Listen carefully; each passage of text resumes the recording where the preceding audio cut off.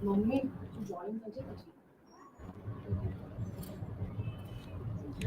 evening, everyone. I'm Huma Sufyan. I'm Career Naksha and Council of India Community Manager. Today, I welcome Ananya Tushar Jetli. Most welcome you, ma'am. Ananya Thank you. Tushar Jetli is going to express her thoughts, valuable experience on today's education pattern and ways to overcome challenges and approach. Ananya is BTech in Electronics and Telecommunication from the Government Institute, Veer Mata Jijabai Technology Institute, mentor and career counselor through Career Naksha. She has been into teaching of maths and physics since 2017 while studying engineering as a result of passion for these subjects to various school students of the secondary section in India and abroad.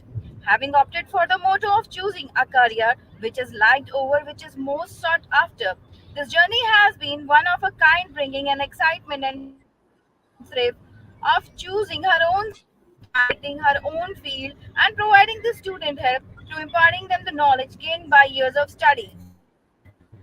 Very nice. Ananya ji, now the host is yours. Thank you for coming your time.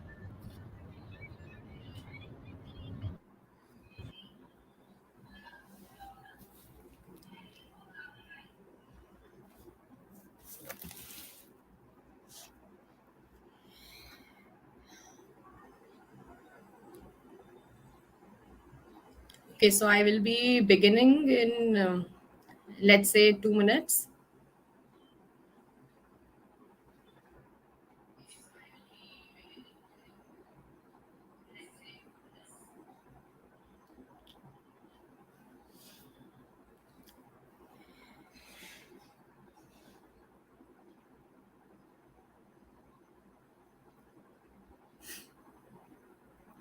Okay, so ever since the birth of humanity, education has always been about acquiring the knowledge and implementation of the same. By acquiring knowledge, I mean it has always been about acquiring the concepts to understand them in the true sense and then go about implementing it, whether it is in the exams or it is in the corporates.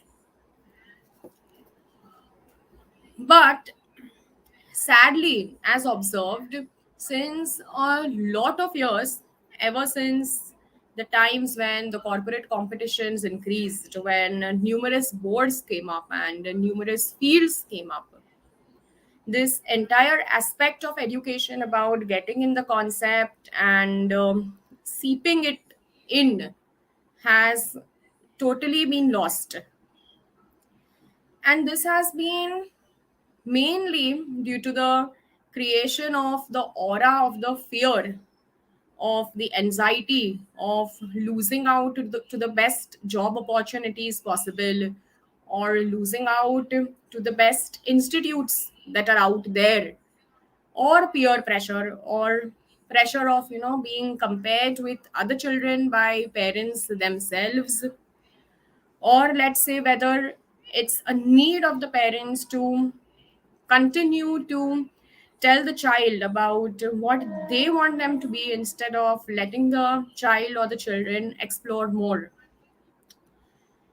And this has left no space for the children to develop their own creativity and their own interest areas.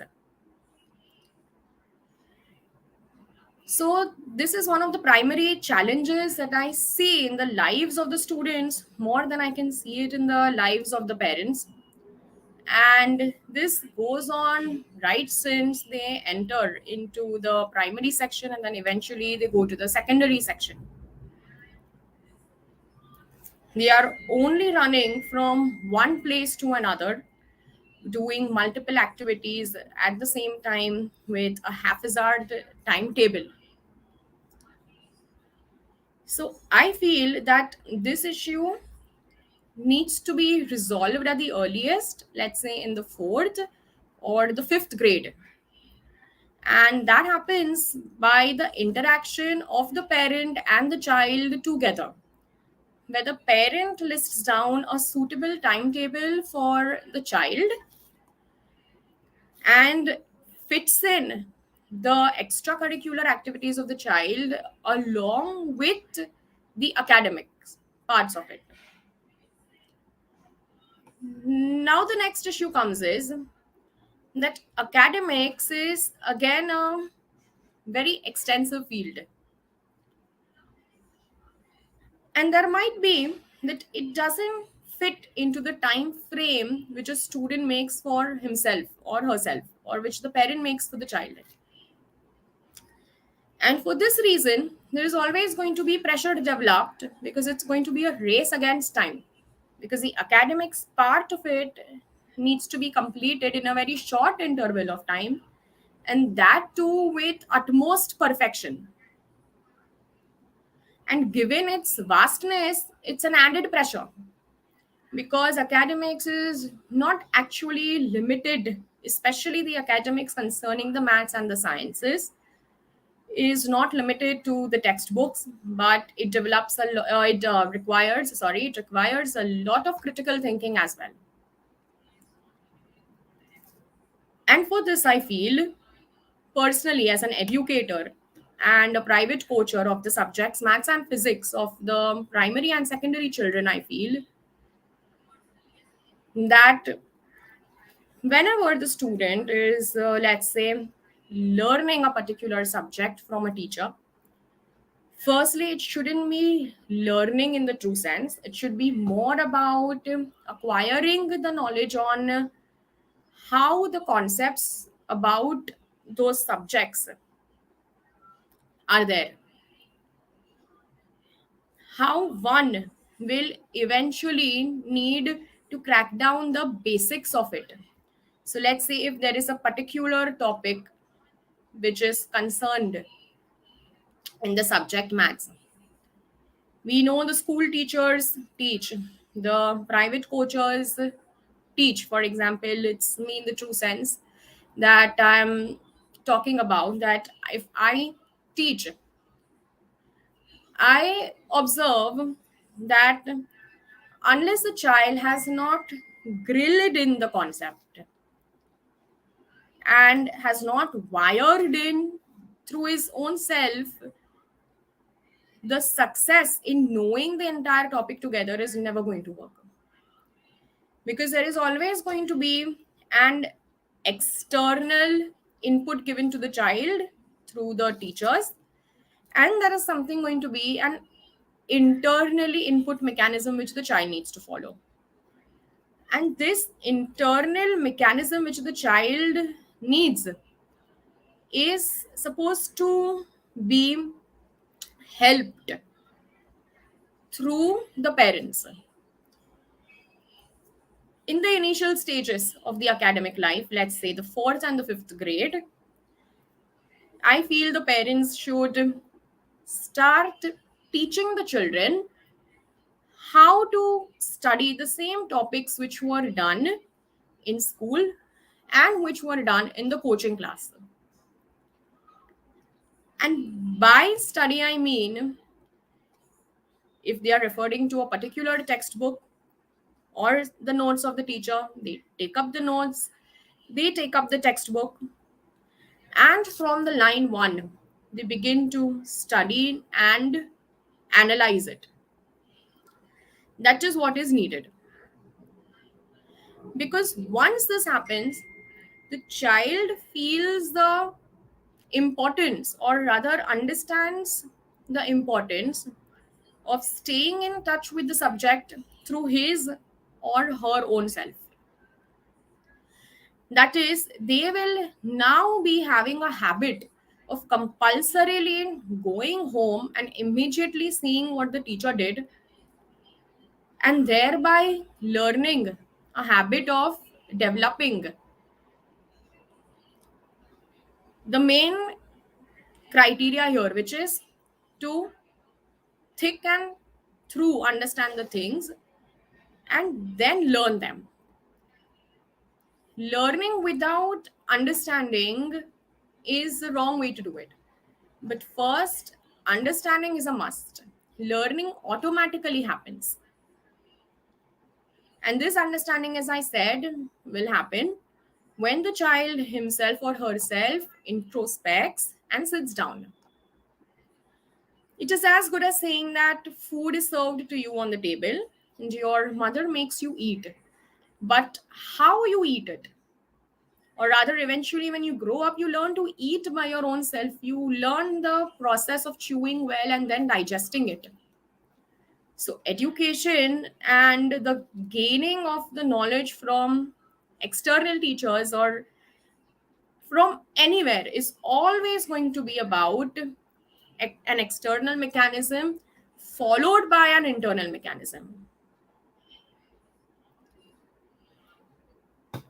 The second challenge that I observe is once the students grow up,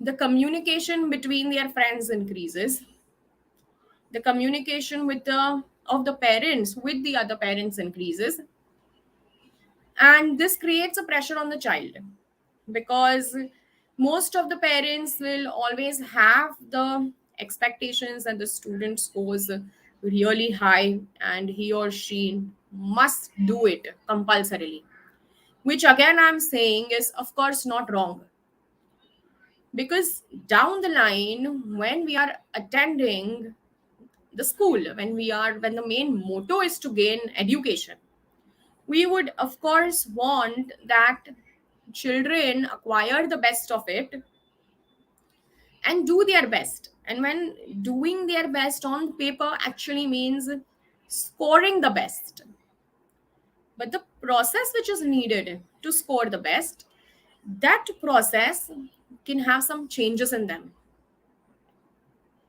For an instance, once a child goes to grade 7 or grade 8, I've seen a lot of schools having teachers who get models in the subjects like science, where they explain the students with the help of tiny experiments, which is a really good idea because visual learning is good for any human being at any stage of his or her learning. But what happens is that down the line, these visuals will remain in the mind, but they will not be making a significant impact as far as any development related to that visual is concerned. So let's say if any outside the box question is asked with respect to that visual, the child himself may not remember it clearly, may not be able to think on it because what he has seen, he has remembered. But if these children are taught how to play with those models, how to play with the experiments, that is when the entire game changes. Because when they are allowed to explore freely, they have the time and the mindset to get more curious, to create questions on their own, and to discover the answers for the same.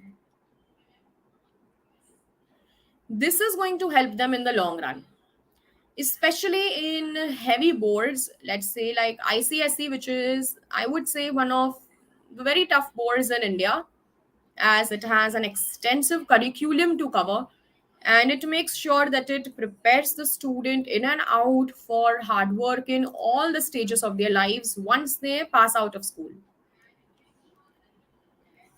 But when their primary years come in the picture, that is when they have to give their grade 10 board exam,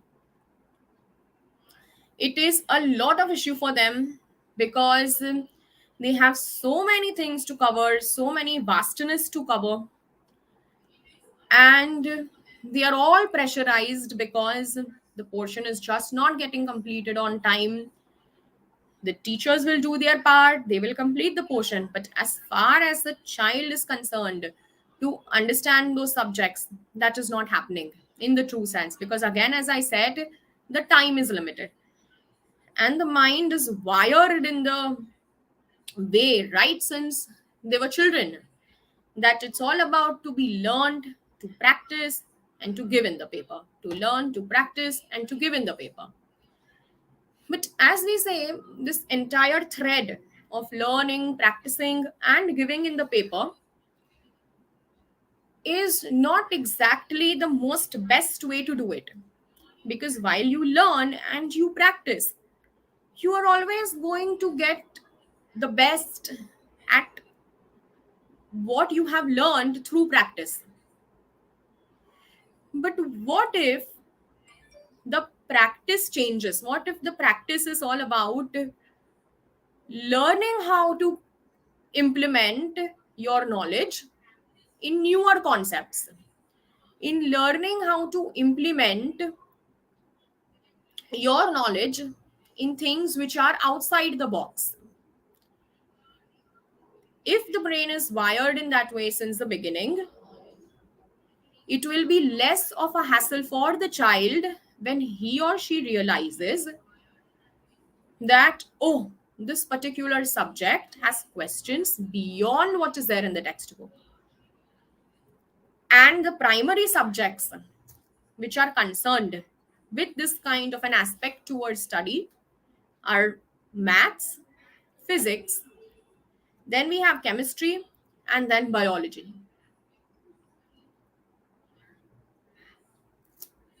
As far as the other subjects are concerned, there is always a scope of doing better in them because they are again syllabus oriented. But as far as the science part is concerned, I personally feel that as the children are growing from grade 4 till the time they reach grade 10, the way of their study should be that those centers of the mind are opened which help them to acquire critical thinking, so that they do not get worried when a new question comes in the paper, because practice is going to be indefinite in nature. But once you master the skill of thinking, that is where the game is going to change. Because just as how you go to grade 10 and grade 10 has the board exam, similarly when you're going to grade 12 there is again going to be a board exam. With the NEP now that might come in, it's going to be a different thing altogether. But in general, for all these years I'm speaking of, because as a child I've realized that my grade 10 was entirely different from grade 12. Because the moment we got into 11th and 12th, and I had taken up science to do my, of course, engineering, and the entire paper pattern changed, the syllabus changed to a huge extent, and more than the syllabus, I would say the level of the questions became thoroughly different. They were no longer the same which was in the ninth and 10th, that is very very specifically subject or topic oriented. Because as a pursuer of being an engineer, we had to give our CET, and CET, the common entrance test, is not only oriented to a particular subject, but it's also oriented to out of the box questions related to those subjects. So that is when I realized that few people adjust really quickly, but many out there take a lot of time to understand the whole game. But if done right since day one, again 11th and 12th is going to be less stressful for those children who want to have a slightly balanced life and who want to have at least one extracurricular activity on along with their studies. The third challenge I see in today's times is, as an adult or having friends also telling me that what they are doing in the corporates is very very different from what they learned in engineering and what they learned in the school level. And that is where it got me thinking that maybe some things can be introduced at the graduation level, that is just after the 12th, when the student is entering the first year.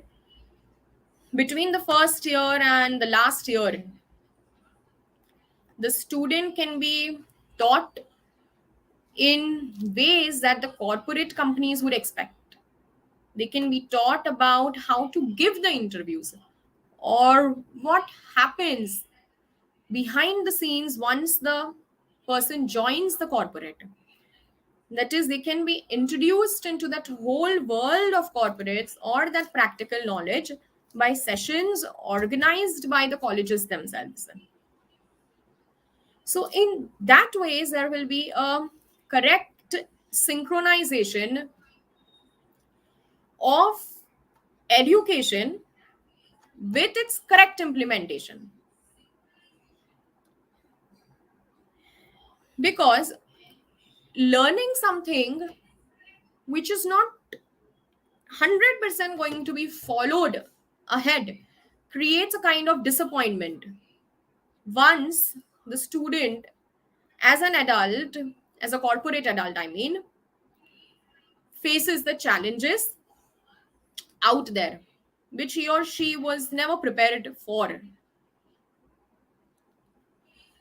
So if these things are worked on, I'm sure that the current scenario of giving so many exams, of giving so many interviews, of always being afraid whether the person is going to get into the best university or no, these things can be taken care of with a bit of easiness, because the student will be convinced that, let's say, whatever college he or she gets in may not be the first best, may be the fourth or the fifth best, but at least he or she will be confident enough in his own self that whatever opportunities are given to him or her through the institute that he or she is graduating from, he or she will make the best out of those opportunities. And that is where the next stage of their life will be, where they would be going ahead. Coming back to school education, I've seen that in the higher grades, there is no scope at all left for any extracurricular activities, and which is very, very sad. At least for the schools, it's a really good thing that all the schools organize annual days, which happens once a year, or sports day, which again happens once a year. And of course, they do have sports activities and hobbies which few children enroll in. But I'm speaking about the majority of the children who are not getting the time. And I feel if the overall pressure about running behind the fear of scoring a lot would reduce, the child would automatically feel less stressed, and less stress would directly ensure good results. And one extracurricular activity which the child likes, let's say it is singing, or whether it is dancing, or whether it's playing a sport like cricket or football, or playing piano, that one extracurricular activity is a must on a regular basis, so that the child's mind and soul, both of them, are quite relaxed to go ahead with the studies, and to make sure that whatever they are studying thereafter is being given with more than 100% efficiency of the brain. Because after all, what matters is, in a aura of race against time, how efficient the mind is while studying is the key. If your mind is 100% efficient, which is very rare, but let's say it's very close to that, even 90% efficiency is there, and the concentration and focus and interest is there, devoid of the fear, absolutely devoid of the fear, it's going to be a game changer for giving the exams. The pressure of giving the exams, the fear where the child realizes that he or she could not complete the paper because the paper was so long, and if the paper felt long, that was only because the questions were not solved faster, and if the questions were not solved faster, that was only because the mind did not work that fast. And if the mind did not work that fast, that means the mind needed to grow or think at a faster rate. And to grow or think at a faster rate does not only come with practice, but it also comes with development of the mind to grow and work at that fast rate. I personally had scored the 100 out of 100 in maths in my board exam in grade 10. And I've realized one thing, that I personally liked maths, which is why it was a primary reason that I used to solve a lot of maths. And I had left no prelim paper and of that particular year, and no board papers also unsolved, which is what helped me. And again, I had imbibed a habit in me of setting a timer and solving those papers on time with the inbuilt pressure at home. Then I need to go do it, just do it. But for that, I had already achieved a level where I was comfortable in thinking through. I was comfortable in facing awkward questions and getting through them. Because I know one thing for sure, if that fear of mine would not have been removed in grade 7 or grade 8 through practice by my mother given to me, I would not have had the ability to, without fear, focus on maths so much and get to it. Because doing something out of compulsion and fear in a subject like maths or even the sciences, in doing something out of pure interest, is a lot of difference. So, yeah, about the hobby thing, I too had a hobby which I used to follow, and I used to make sure that the school annual days I would take part in, and even the school sports day. So, yes, these are some of the challenges I feel. Primary being the fear, the pressure, the fear of being judged, the over competitiveness, the fear of missing out on good colleges and good universities,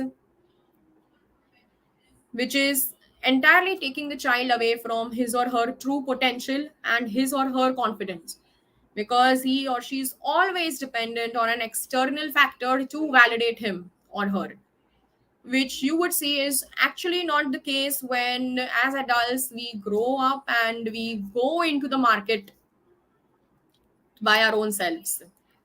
Because when we grow up we realize the market changes, people change, it's an entirely different practical world out there, which is not going to question you and judge you based on what you did in your school life, based on what you scored in grade 10 or grade 12. Though I repeat again, knowing this does not mean that you waste away your grade 10 and grade 12 and you just don't do anything towards it and you only believe in yourself thinking that you're just going to get through it. No, it doesn't work that way. Because as I said, the primary purpose is to achieve education on a good basis.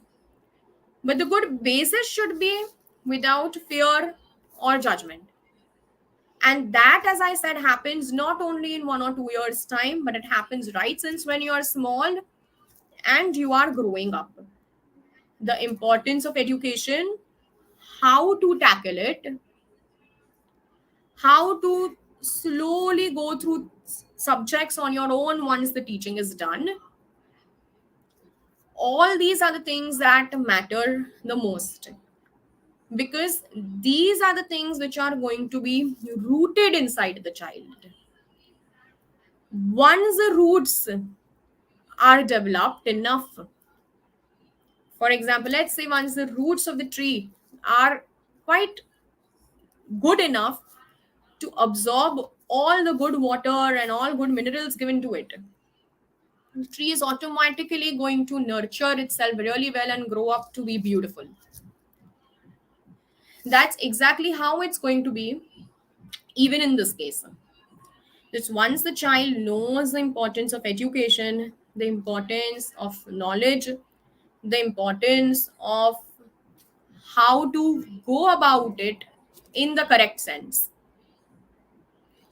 that is what is going to help the child to achieve success. And that is what is going to help the child to give competitive exams, to even aim for good universities without the fear and pressure or depression, etc., in the true sense. And one more thing, as a student enrolls into the graduation years of their study, the student, most of the students here do not know that what they will be learning is going to be very different from what it's going to be ahead. But if these students are given some knowledge of it in the school years or in the undergraduation, in the 11th and 12th grades, they will be preparing right from the day one of their first year of the study of their graduation years on how to go about it once they are done graduating. Because at that point of time, they will be seeing all their studies from a perspective of the companies that hire them, not from the perspective of the students. Because the perspective of the student remains very limited to the exam room or to the college years of study. The moment the interviewers come in, or the moment another external exams need to be given after the graduation, the toughness starts. So if all these minute things are taken care of, education is not going to be a problem, whether it is in our country or it is in another country. But this pressure is never going to be a problem. It is going to be full of positivity and hope and confidence of breaking the barriers and getting through them, rather than the barriers getting over them and taking cost of their mental health and their years of the freedom of the mind. Because a child's mind is indeed a fertile soil, and what you sow shall reap and grow. You all must have heard that proverb already, and my mother herself used to tell me all these things when I was a child. And I personally believe that these things need to be taken care of, so that the school years plus the junior college years, which are again going to be hectic, and plus the graduation years are going to be successful and a fun filled ride, instead of it being a cumbersome journey for both the parents and the children.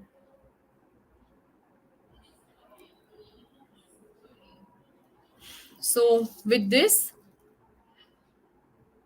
I sign off,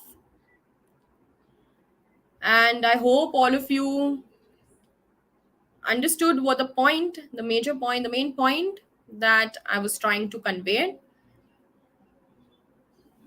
So, yeah, thank you.